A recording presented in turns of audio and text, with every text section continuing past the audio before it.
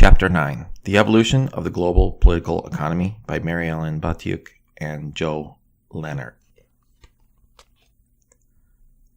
For the people in any country to prosper, it is critical that they have capital in the form of goods, services, and money. Economic productivity and trade most often generate this capital, but some countries also receive loans and aid, official development assistance, or ODA, from other countries in order to increase the supply of capital. In addition, private corporations can invest directly into a country by building a company there, foreign direct investments, or FDI, or invest in the stock market of that country, foreign portfolio investment, FPI. These flows of money into the country through trade, loans, aid, and investment are critical to the ability of any country to develop. Of course, capital also flows out of all countries in the form of payments for goods and services and to reduce debt. Government officials, business leaders, and citizens all want to see more capital flowing into their country than out, so as to foster growth and development. But in today's world, the gap between those countries that have experienced significant development, the more developed countries, MDCs, and those countries still trying to develop, the lesser developed countries, LDCs, remain extremely large. For example, in 2014, total FDI in the United States amounted to about $413 per capita, the total amount invested by the number of people in that country. By contrast, FDI in Kenya was about $21 per capita.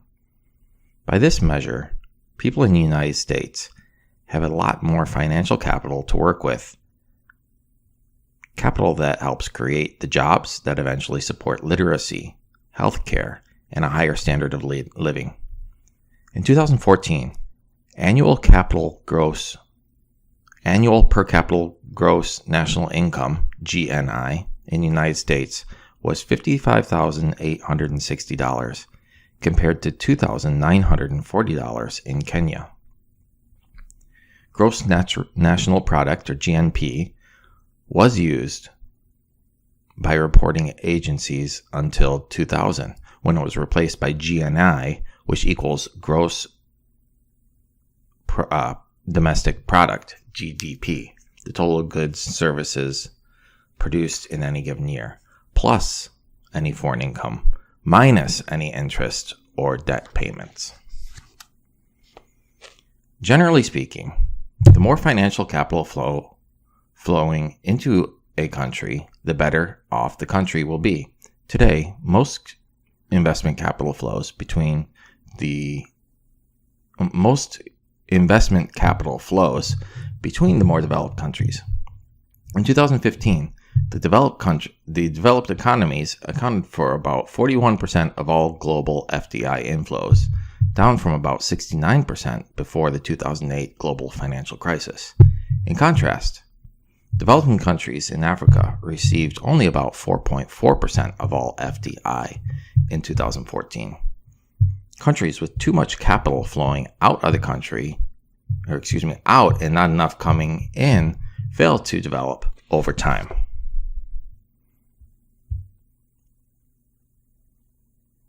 Global capital flows before World War II. The current development gap between LDCs and MDCs has had a long history, one that dates back before World War II to the system of colonialism that dominated global capital flows at that time. Economic and political structure of colonialism. Colonialism is a political, economic, and social system in which one group of people, the core or dominant group, controls the political and economic lives of another group of people, the peripheral or dominated group. Colonialism usually signifies direct political control as well as economic control of another group. Colonies usually provide the core countries with cheap labor, raw materials unavailable at home, cheap commodities, and markets for goods produced in the core country. Typically, vast revenues flow out of the periphery while relatively little investment flows in. Colonialism has been around for a long time. The Greeks and Romans possessed colonies in the ancient world, and the Chinese and Japanese also historically possessed many colonies in the Asia Pacific. During the period 1500 to 1900, however, much of the world's population lived in colonies controlled by Western Europeans, primarily English, Spanish, French, Belgian, Dutch, German, and Portuguese. Even after U.S. independence, European economic and political control extended throughout the Americas, Africa, Asia, and eventually the Middle East. From 1500 to 1800, mercantilist trade policies and the slave trade dominated trade between the core and the periphery.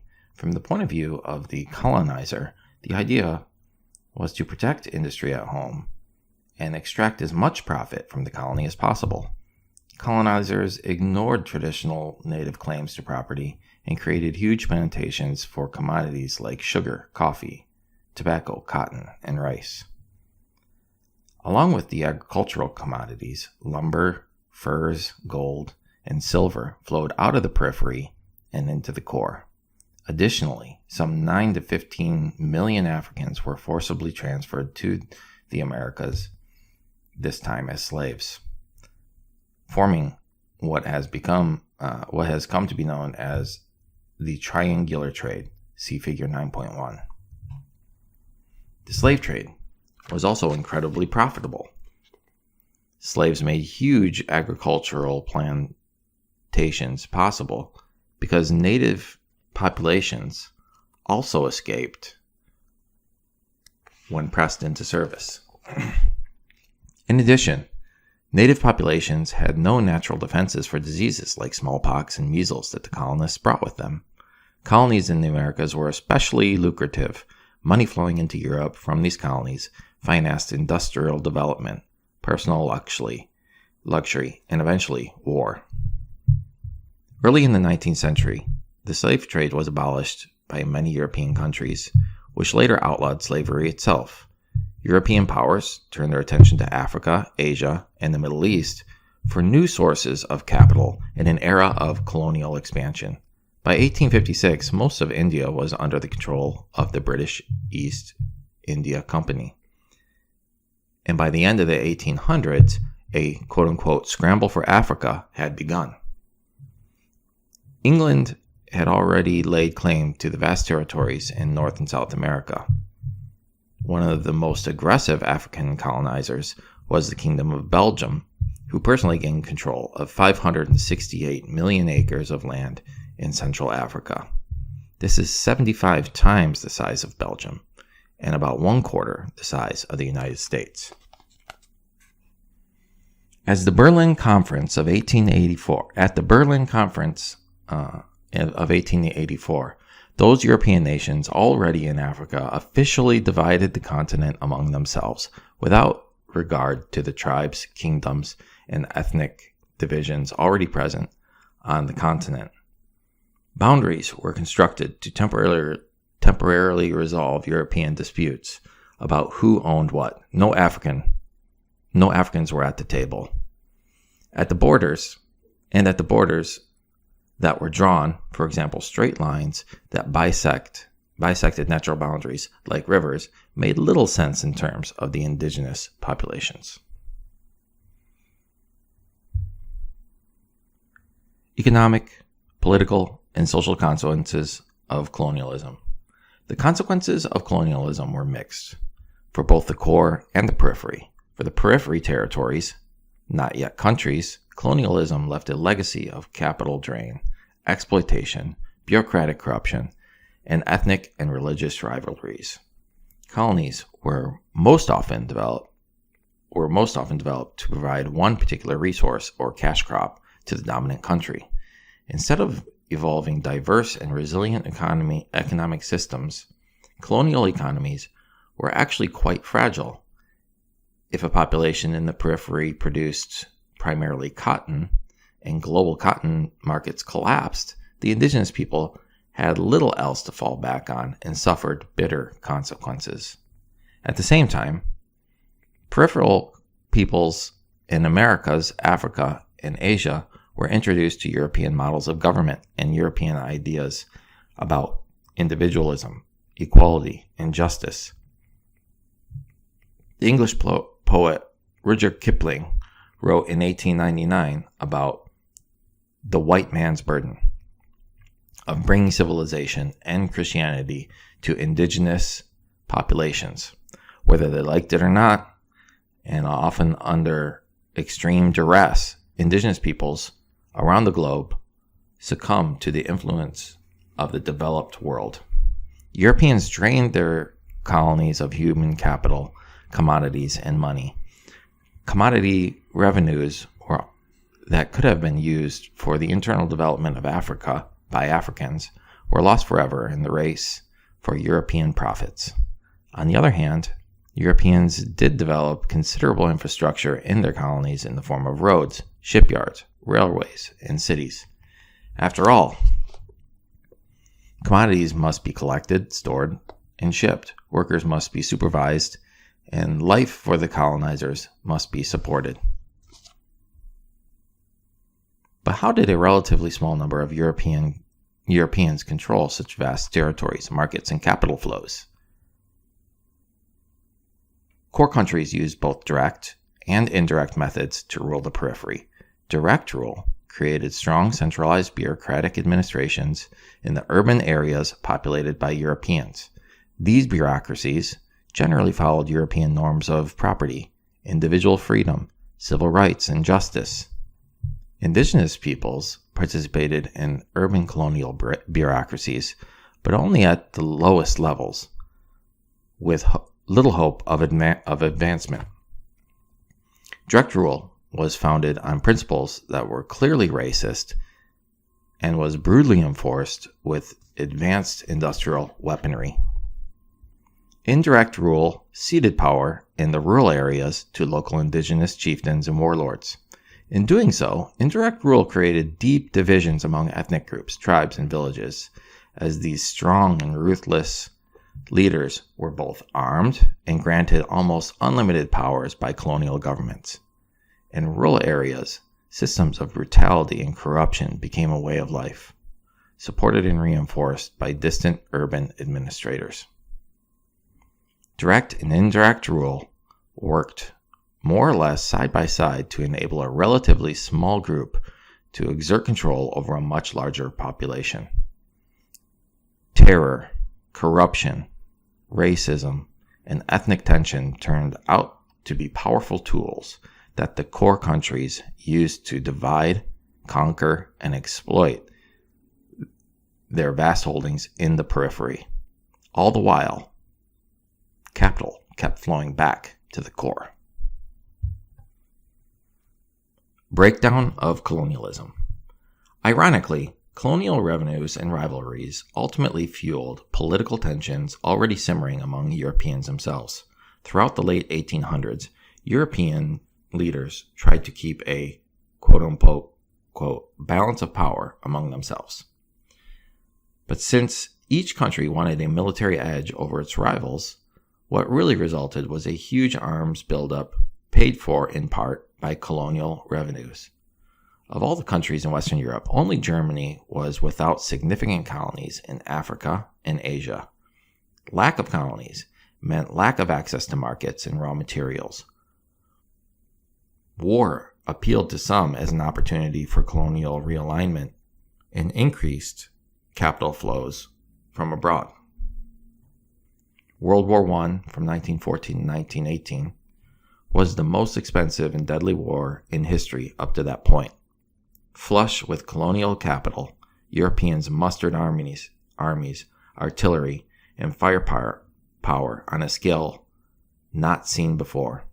Although U.S. President Woodrow Wilson came to the 1919 peace talks in Paris promising to work for a, quote, free, open-minded, and absolutely impartial adjustment of all colonial claims, unquote, post-war colonial boundaries remained remarkably similar to those that had been established before the war.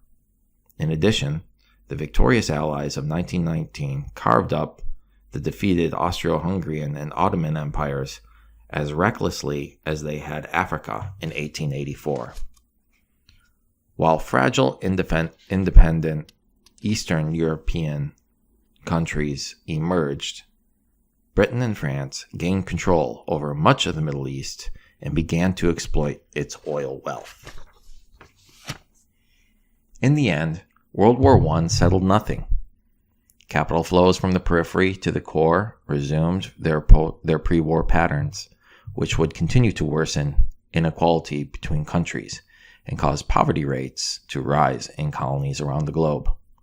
War wounds continued to fester, which would carry over into World War II. Colonial competition between Japan and China also became aggravated in Asia. A worldwide economic crisis known as the Great Depression in the United States crippled global economies in the 1930s and increased tensions among Europeans and World War II began less than 20 years after the so-called war to end all wars. World War II was even more devastating than its predecessor in both military and civilian deaths. The economies of Europe and Asia all but collapsed because of the extent and severity of the aerial bombing.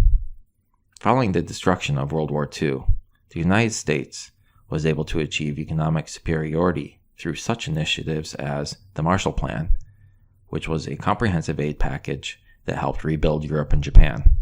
The end of World War II also saw the Union of the Soviet Socialist Republics, or Soviet Union, now known as Russia, became a world power, which set the stage for the Cold War. Finally, without European armies and capital to support colonial domination, populations in the periphery saw their chance to achieve sovereignty. Through rebellion and negotiation, many colonies would eventually seek and achieve independence over the next 25 years. Global capital flows after World War II. Rebuilding the industrialized world. World War II ended the formal colonial systems that had so strongly influenced global capital flows for 500 years. By the end of the war, it was clear to many leaders that new institutions needed to be created to help rebuild the economies of Europe and Asia and restore stable capital flows around the world. For the first time, the United States took a leadership role in these global negotiations, and in 1944 hosted the United Nations Monetary and Financial Conference among the Allied nations in Bretton Woods, New Hampshire. These meetings resulted in the Bretton Woods Agreements. The organizers of the Bretton Woods Agreements believed that liberal economic, free-flowing capital and open markets held the keys to a more secure and peaceful world, instead of secret alliances and trading blocs that resulted in nations fighting over raw materials and markets for finished goods. Tariffs and protectionism would be minimized and all nations would have equal access to markets. There were three basic tasks to be accomplished under the agreements: stabilizing all national currencies, creating institutions and mechanisms for nations to manage their currency valuations, and financing the reconstruction of the battered European economies. Most of the resultant new rules and institutions offered advantages for the U.S. economy. At the end of World War II, after all, the United States had by far the strongest economy, having built up considerable industrial capital during the war. The United States clearly wanted more trade and needed access to markets that had been artificially limited by pre-war colonial systems and trading blocs. Bretton Woods helped make that possible. In the Bretton Woods Agreements, the first order of business was to stabilize currencies by means of fixed exchange rates. Fixed exchange rates facilitate trade by giving all nations the confidence that the currencies they hold today will continue to have stable value tomorrow. Connecting the value of a currency to an independent commodity like gold could solve the problem. In fact, a gold standard has existed in Europe before World War I, but was abandoned when countries started printing money to finance that war. After World War II, gold production was not sufficient to guarantee all existing currencies, so they were instead pegged to US dollars, which were redeemable nominally in gold at $35 to 1 troy ounce. But currencies naturally tend to fluctuate whenever countries experience severe budget imbalances. So the next creation of the Bretton Woods agreements was an institution called the International Monetary Fund, IMF, to advise countries and loan them money to help pay their debts and balance their budgets. Before the IMF, when countries owed money to other countries, they were tempted to devalue their currencies, usually by printing more money. This left their creditors holding nearly worthless currency. Though financial subscriptions and quotas from member countries, the IMF amassed a pool of money to be used for loans to help cover these debts and prevent devalued currencies. Though countries can become indebted to the IMF, national currencies remain stable.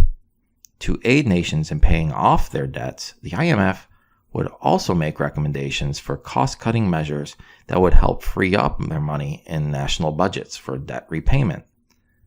The original 10 country members of the IMF were known as the Group of 10 or the G10 and still meet periodically today, now known as the Group of 12. Third, the Bretton Woods Agreements created the International Bank for Reconstruction and Development, IBRD.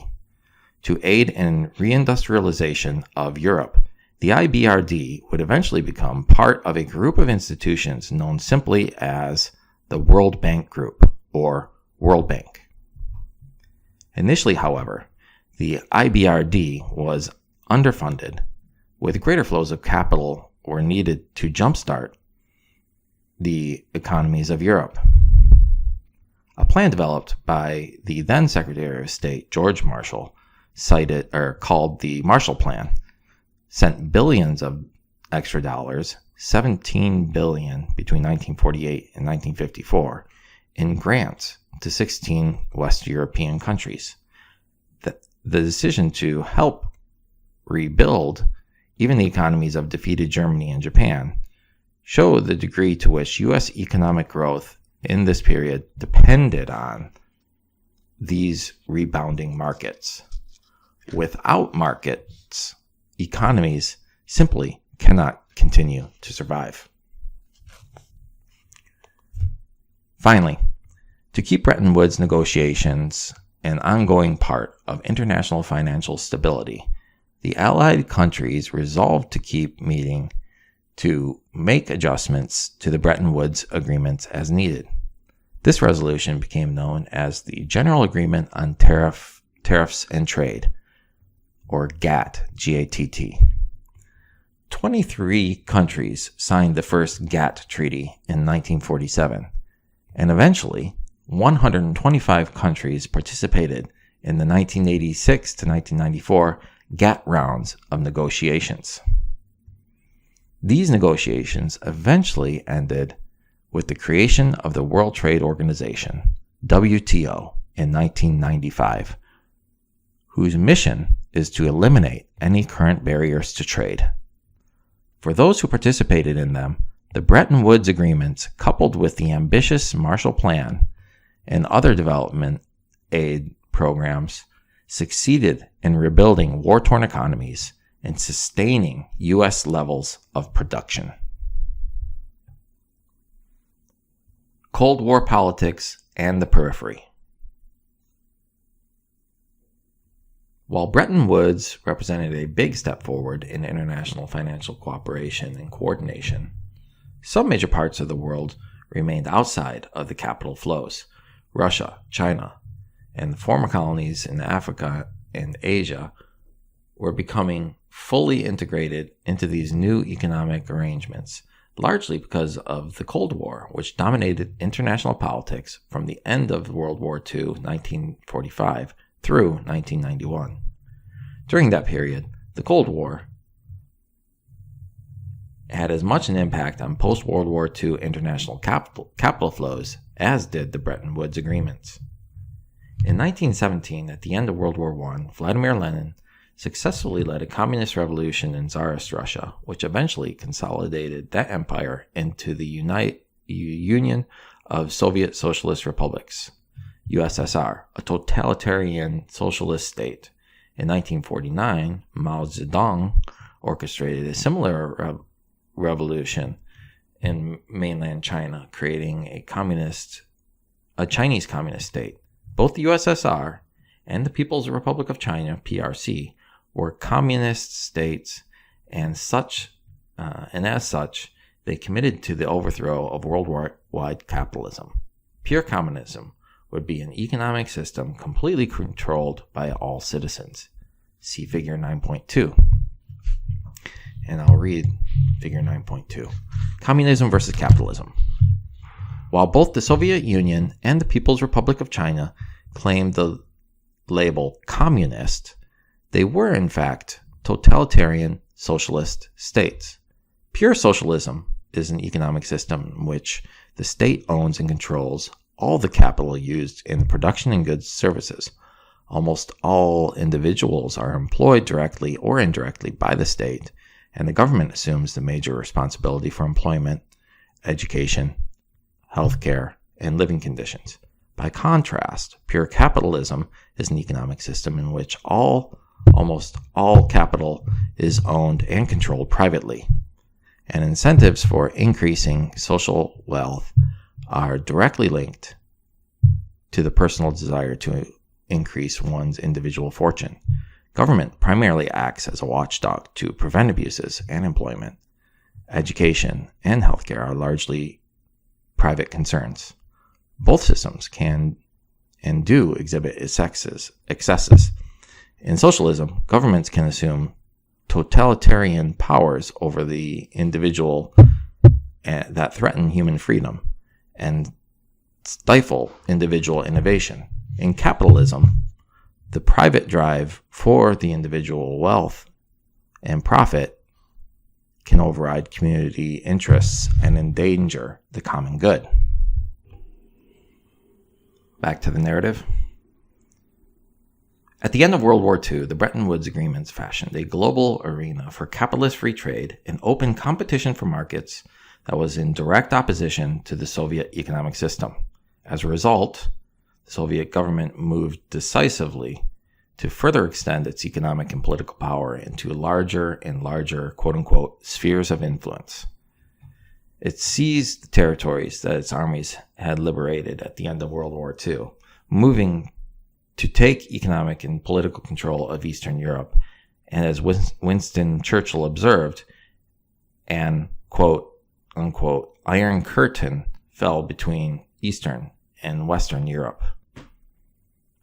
In 1949, when communism also spread to the PRC, which embarked on its own program of political domination and consolidation in Asia, the United States assumed a new global role as the defender of free trade and open capitalist markets worldwide.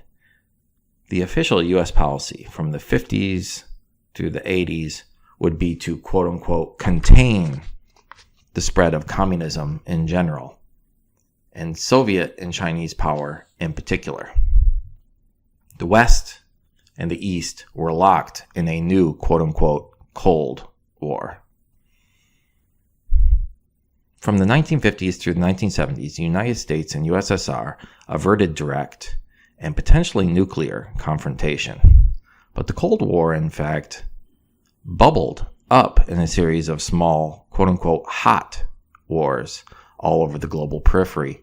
Both the United States through its newly formed CIA, and the Soviet Union, through its similar agency, the KGB, sought to control post-colonial development in the periphery. Throughout the periphery, they pitted old colonial chieftains and warlords against one another, setting up the stage for decades-old strife, destruction and instability. Operatives for both East and West disrupted elections, assassinated or plotted to assassinate elected officials, and financed ongoing civil wars with the quote-unquote aid of massive military firepower. In these battles, both East and West relied heavily on strong but often ruthless dictators to control post-colonial populations whose expectations for freedoms and prosperity ran high. Unfortunately, these conflicts brought any real economic development in the periphery to a standstill. Both East and West tolerated crimes and corruption on the part of these dictators as long as the new nations remained in the quote-unquote right camp. While some newly sovereign nations declared their neutrality and did their best to maintain it, political forces in the East-West Cold War largely prevented that. So while the United States and the Soviet Union never directly fired a shot at each other, they did engage each other in all over the world for control of minds and hearts, certainly, but also for markets, raw materials, and cheap labor, abundant in the periphery. Alongside the very real accomplishment of Bretton Woods, the Cold War created a new, increasingly unstable global arrangement. Populations in the core generally lived secure and increasingly abundant lives. Populations in the periphery lived increasingly with civil war, corruption, and underdevelopment. Global capital flows after the Cold War.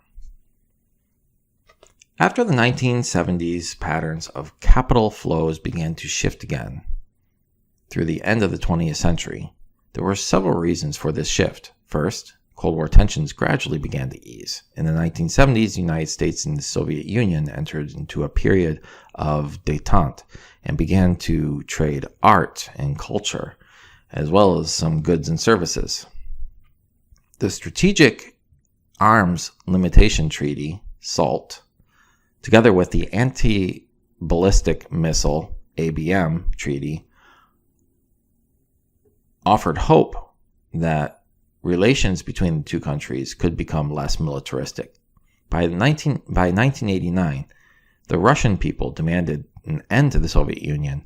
The Berlin Wall fell, and formerly Soviet countries sought more integration into the world trading system. In 1972, Richard Nixon became the first U.S. president to visit China, which opened the door for greater global recognition for China. Gradually, new Chinese leaders began to introduce freer markets into the country as well. Trade increased between the United States and both Russia and China. Second, Japanese and European economies not only had recovered from World War II, but were becoming major exporters to the United States.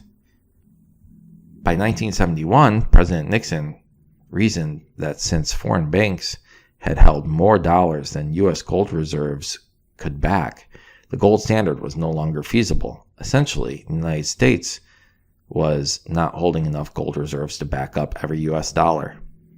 The U.S.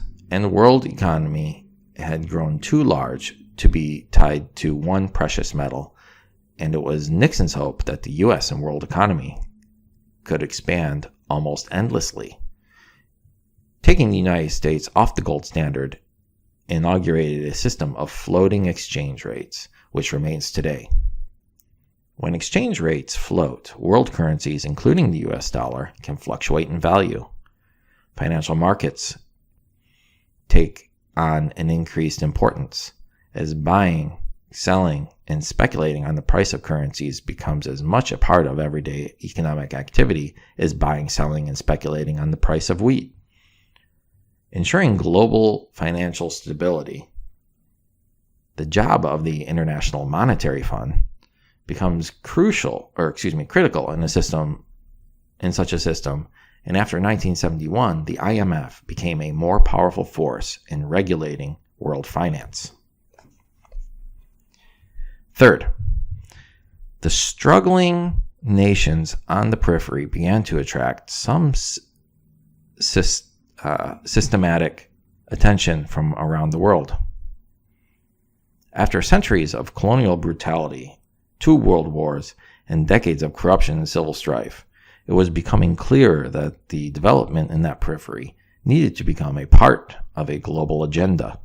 In the 1970s, a consensus began to form around the belief that the World Bank and IMF, with help from the United States, could replicate in the less developed countries what had happened between 1950 and 1970 in Europe and Japan. By the 1980s, this approach became widely known as the Washington Consensus. Essentially, advocates of the Washington Consensus argued that opening markets in the developing world to unrestricted free trade, initiating programs for fiscal responsibility, and encouraging privatization and foreign investment would be the best approach to bringing the economic periphery into the 20th century. The MDCs of the core felt that they could do for the LDCs of the periphery what Bretton Woods had done for Europe and Japan. But there was a problem with the Washington Consensus from the very beginning. Europe and Japan had already been well-established and diversified economies prior to receiving post-World War II financial aid from the World Bank. Their workforces were highly educated and highly skilled, and their legal systems protected individual private property rights and fought systematic corruption. Little of this existed in the LDCs, where agricultural cash crop economies remained fragile. Workforces were primarily rural and uneducated, and legal systems had become corrupted repeatedly through centuries of colonialism and Cold War manipulation. Nevertheless, GATT negotiations reflected the main principles of the Washington Consensus and moved forward with an aggressive program of trade liberalization, which can be defined as the removal or reduction of the free exchange of goods in countries between Nevertheless, GATT negotiations reflected the main principles of the Washington Consensus and moved forward with the aggressive program of trade liberalization, which can be defined as the removal or reduction of the free exchange of goods between countries in the LDCs. The World Bank, official development assistance, the IMF, the foreign direct investment, all played important and interlocking roles in this process. The World Bank, conditionality, and comparative advantage. The World Bank reasoned that developing exports in the less developed countries required sizable loans for large-scale infrastructure and agricultural investments. While the LDCs were eager to obtain financial capital, the money itself was offered only in certain conditions were met, a process called conditionality. The most basic condition of any loan is interest. Many LDCs were encouraged by the World Bank to borrow heavily during the 1970s and hoped that inflation, which was high during that period, would eat away the real interest they owed. For example, if a loan is taken at a nominal interest of 5% and inflation is 6%, the real interest owed is actually a negative 1%. The loan is paid back with money that is worth less than the money borrowed. With inflation in the 1970s outpacing interest rates, borrowers heavily seem to be a good bet. But the LDCs lost their gamble when inflation slowed in the 1980s and real interest rates began to climb. A side effect of growing interest rates was that the economies in many of the more developed countries entered a recession. And so those MDCs purchased fewer products from the LDCs, leaving the latter with less foreign currency to pay off their loans. Finally, in the 1970s, the Organization of Petroleum Exporting Countries, OPEC, significantly raised the price of oil. The LDCs were forced to borrow even more money to meet their petroleum needs, and their debt kept mounting. Many private banks, flush with oil profits from the Middle East, loans Many private banks, flush with oil profits from the Middle East, loaned vast sums to the LDCs and created even greater debt burdens. A more important aspect of conditionality was the World Bank's power to decide precisely what projects would receive funding. In doing this, the World Bank employed the system of comparative advantage, which maintains that if one country has a lower relative cost in producing a certain commodity, then it is to the advantage of all trading partners that the specializing country produces that commodity. Thus, the LDC's economies became tied to rather rigid systems of trade, where they were encouraged to specialize in agricultural products like cotton and peanuts, and use the export profits, foreign exchange, to buy whatever else they needed. This made sense because the agricultural trends tend to be labor intensive, and LDCs generally have a surplus of labor.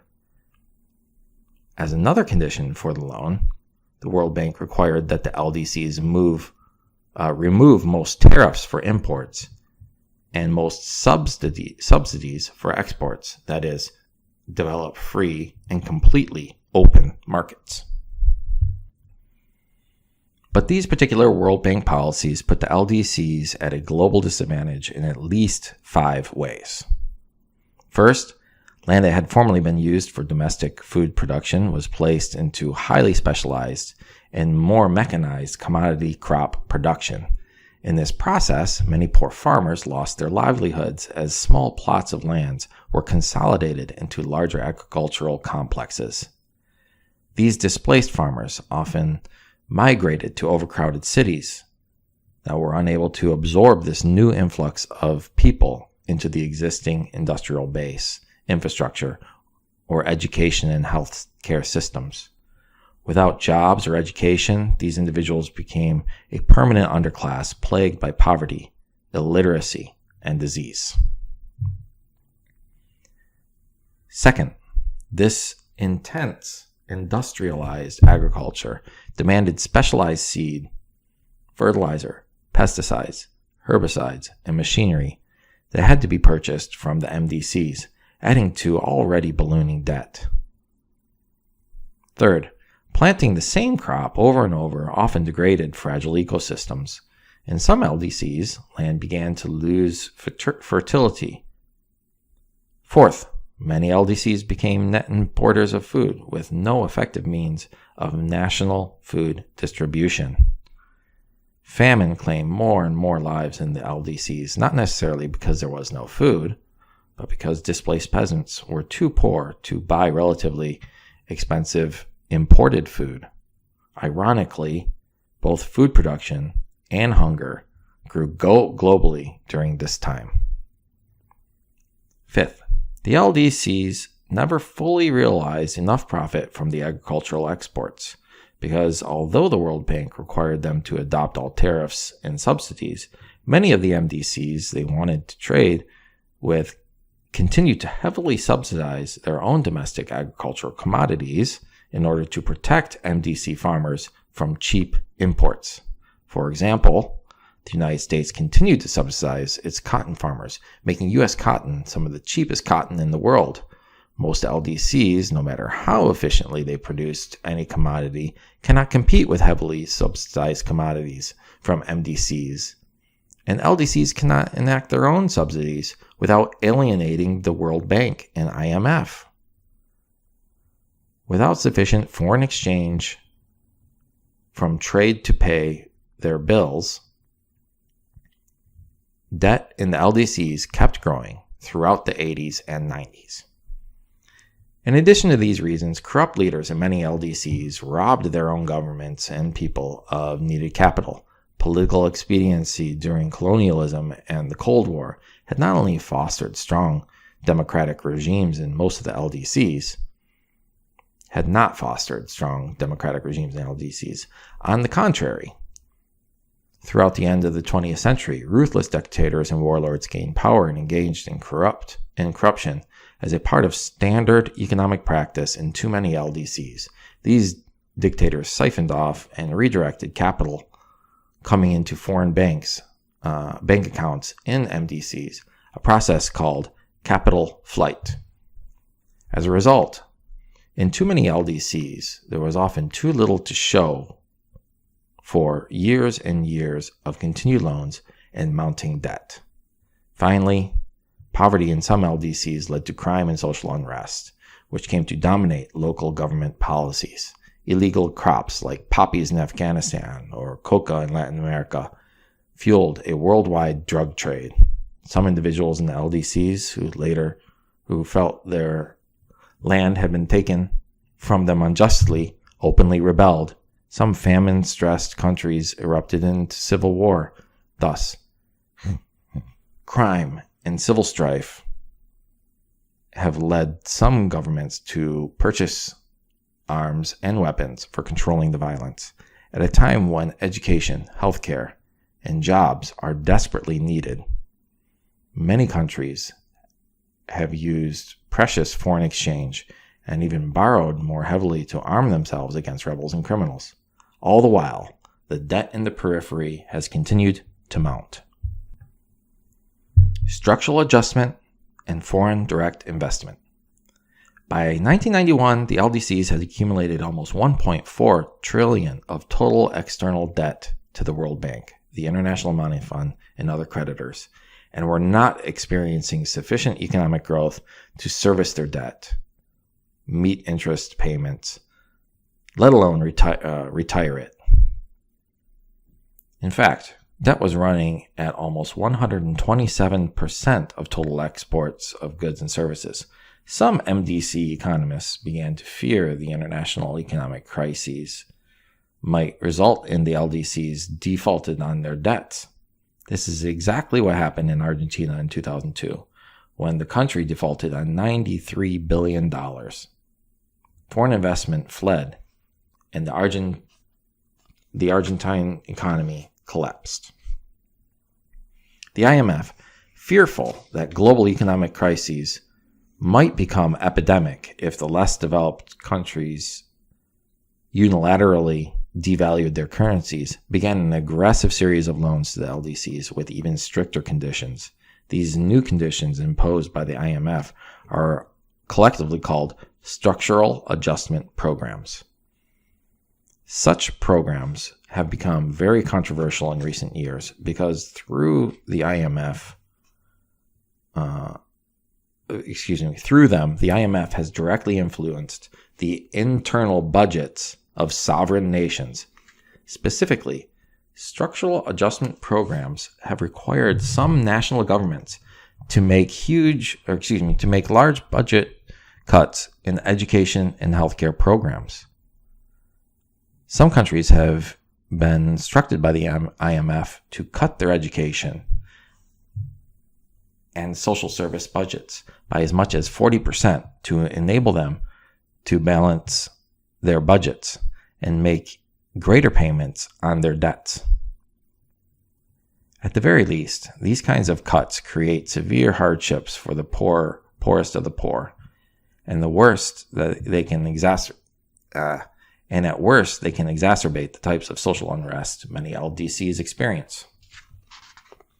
In addition, the IMF had pushed countries toward privatization, which often means countries are encouraged to sell their development rights to their own natural resources, like oil, to private corporations. Often these private corporations are foreign multinationals located in the MDCs. Social services like education and healthcare are also privatized. As a result, the privatization of common resources and community services has increasingly become a byproduct of trade liberalization. Before privatization and liberalization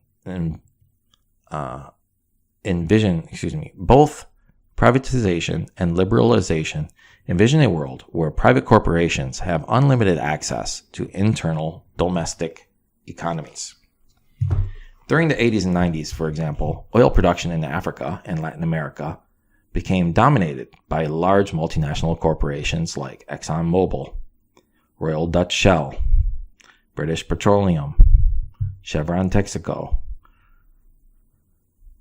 Relatively few LDCs, Saudi Arabia, Venezuela, Iran, Mexico, operated their own large oil corporations.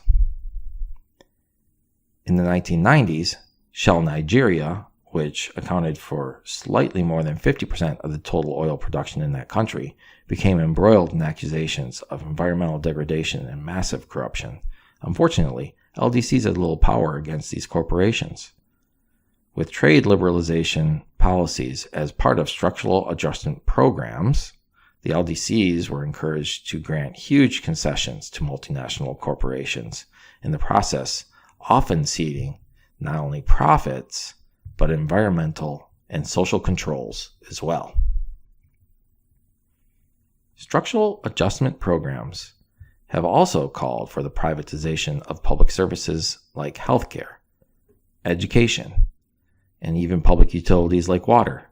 Without financial support from the government, the cost of these services can rise beyond the reach of individuals with even moderate incomes, jeopardizing their well-being.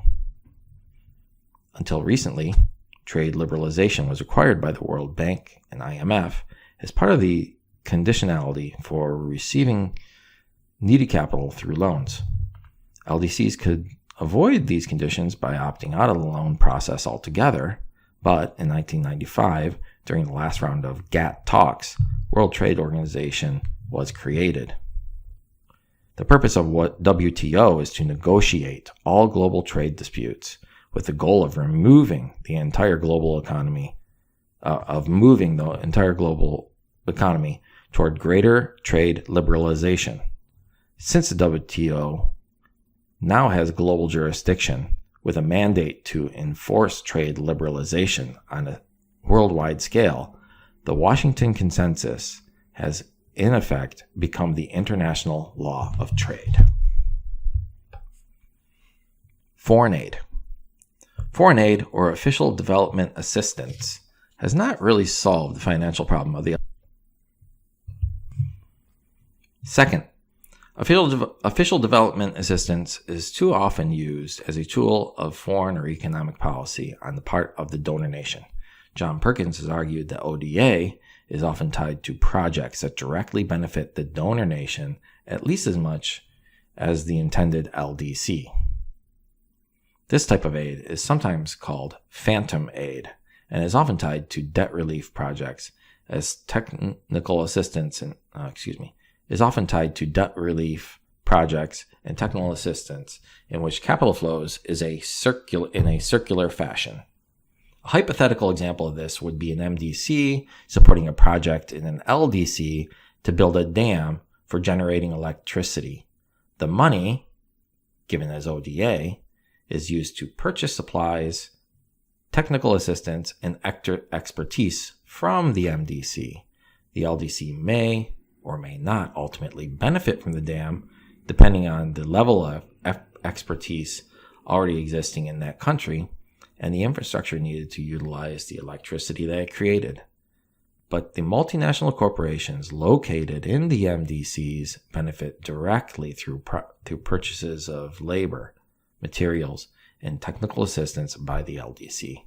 Even humanitarian food aid, which is not included in most ODA totals, often benefits the donor MDC more than the LDC. In 2007, one of the largest international relief agencies, CARE, declined $45 million in food aid from the United States because it believed that the aid would hurt the poor in LDCs more than it would help them. Cheap food from MDCs, often subsidized by their governments, can drive local farmers and LDCs out of business, exacerbating problems of food production in very poor countries. Third, some feel that ODA has not really succeeded because it actually fosters a climate of corruption, dependency, and capital flight. Third, some feel that ODA has not really succeeded because it actually fosters a climate of corruption, dependency, and capital flight. Dambisa Moyo argues that it is not clear that much real development has resulted from the estimated $2 trillion in aid transferred to MDCs to LDCs since World War II. However, the Organization for Economic Cooperation and Development noted that ODA from the Development Assistance Committee countries totaled $135.2 billion, which was level with all-time high of $135 million. $1 billion in 2013. This rise was a rebound after 2 years of falling volumes, as a number of governments stepped up their spending on foreign aid. Countries provide a total of $134.8 billion in net ODA, marking a rebound as a number of governments stepped up their spending on foreign aid. If bilateral aid between two countries is examined, a slightly different picture emerges. Bilateral aid to sub-Saharan Africa was $26.2 billion, a decrease of 4% in real terms from 2012. Overall, aid to African continent fell by 5.6% to $28.9 billion. Bilateral net ODA to all LDCs rose by 12.3% in real terms to around $30 billion. Though this does factor in debt relief. The OECD projects that ODA to middle-income countries such as Brazil, China, Chile, Georgia, India, Mexico, Pakistan, Sri Lanka, and Uzbekistan will remain stable, while ODA to low-income countries, particularly those in Africa, is expected to fall. While these figures offer conflicting views, there are positive trends. Current trends and future prospects. What does the future hold for the developing world? What role will states play in determining how to approach development? How has neoliberalism and economic philosophy maintaining that government should have limited involvement in the economy altered the way the state operates? This section addresses the role of the state in providing resources to its citizens. Equally essential to this puzzle is the challenging relationship between development and environmental concerns, as developmental issues such as climate change pose severe threats to our future. See Chapter 15. How countries like China determine who is financially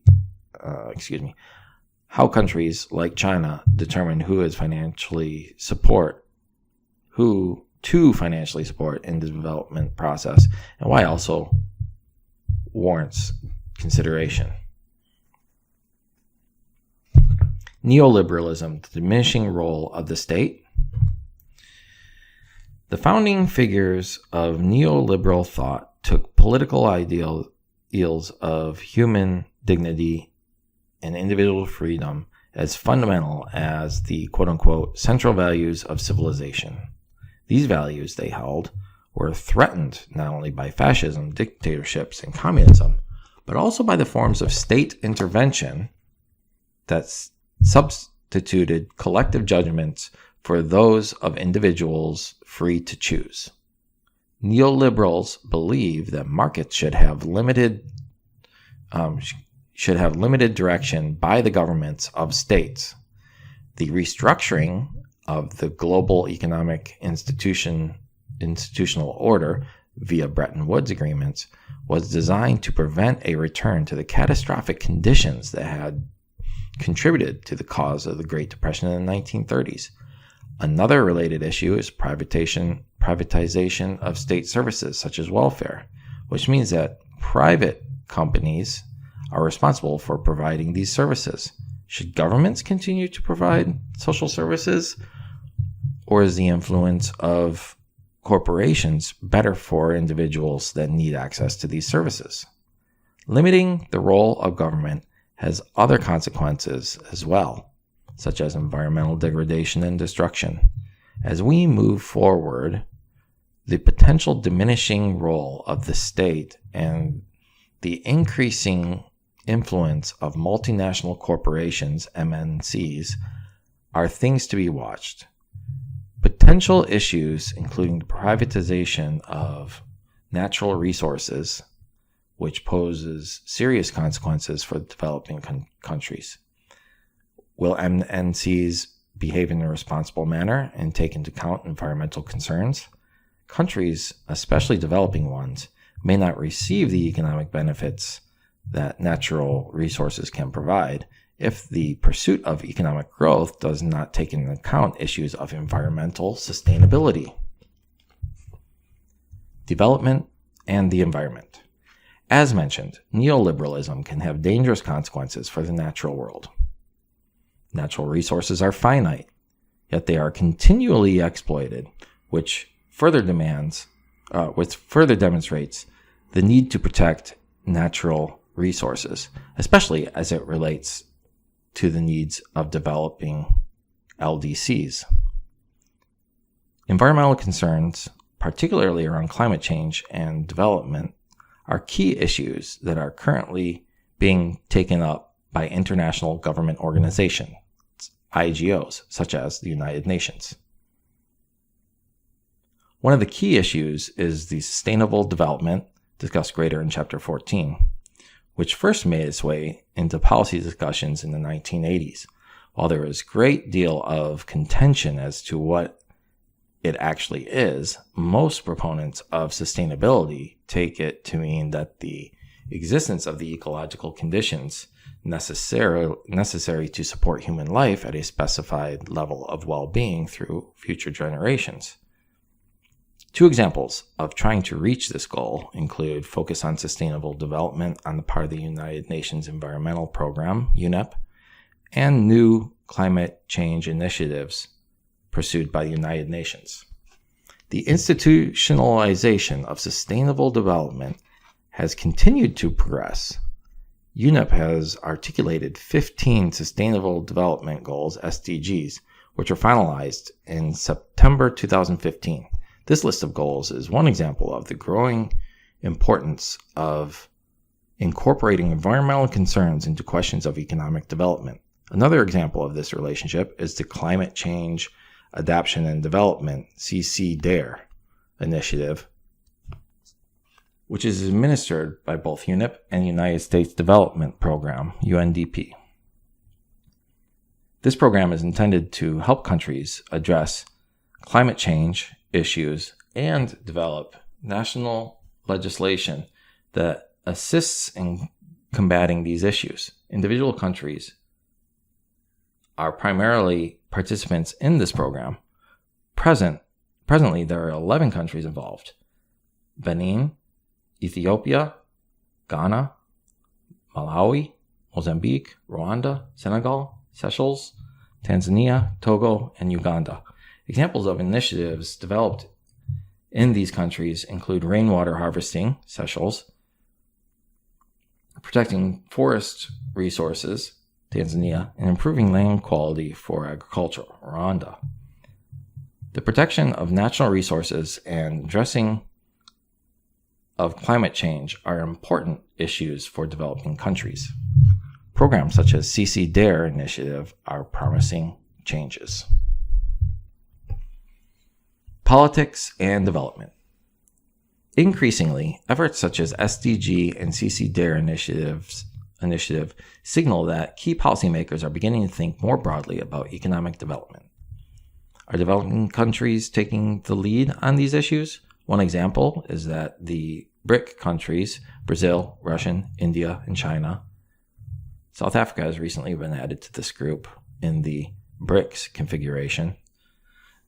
These countries offer an alternative perspective on the development issues compared to the perspectives of the Group of Eight, G8, highly industrialized nations: Canada, France, Germany, Italy, Japan, Russia, United Kingdom, and the United States.